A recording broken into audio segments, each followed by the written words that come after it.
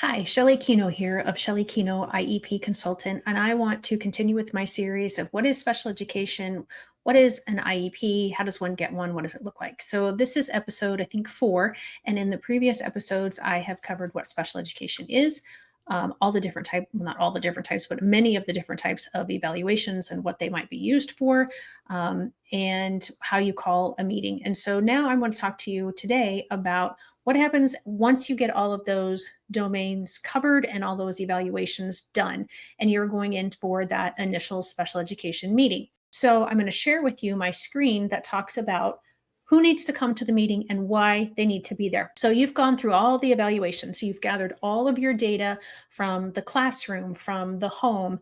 If you have any related service personnel that have done evaluations, they're going to have their data and their information. You might bring in, as the parent, medical information or other outside therapy information. So you're going to gather all of that information together, and then you're going to discuss it at the meeting. And at the meeting, at the initial meeting, there are required people that are to be present. And the law starts with the parent. The parent is the first and foremost important person at the meeting next to the student.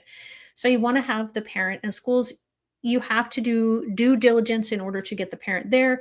The law specifies several things, including going to their work and to their home, not just trying to mail them information and hoping that that will get them to these meetings. If they can't attend in person, they can attend virtually, they can attend by phone. So do what you can to get them present. There has to be a special education teacher there. If the child is or will be going into any general education classes, you need to have a general education teacher there.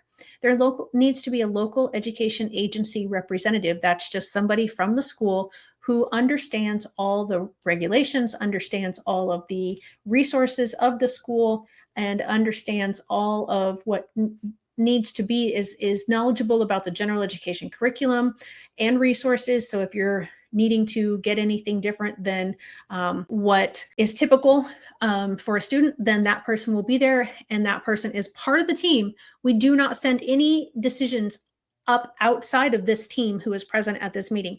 This is, we are to take care of it right here with this group of people. No one outside of this meeting is supposed to be making a decision. This is a team discussion and a team decision. You also need to have your student there if appropriate. You also need to have someone there who can interpret the test results.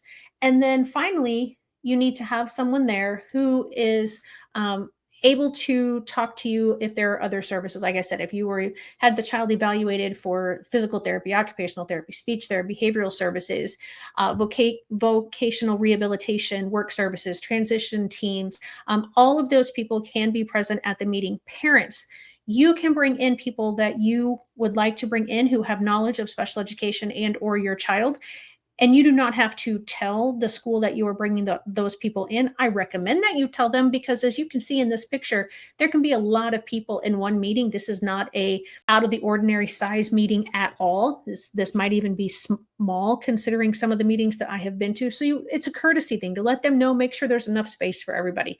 Schools, you do have to notify everybody who is being invited to the meeting, including the administration. If you're an administrator and you are watching this, you cannot just pop into any IEP meeting you feel like unless your name was on the notification of conference that went out to the parents. If you need more information, guys, check my YouTube site or whatever platform you are watching this reel or short on, to look at and learn more about other topics that I have covered regarding this issue.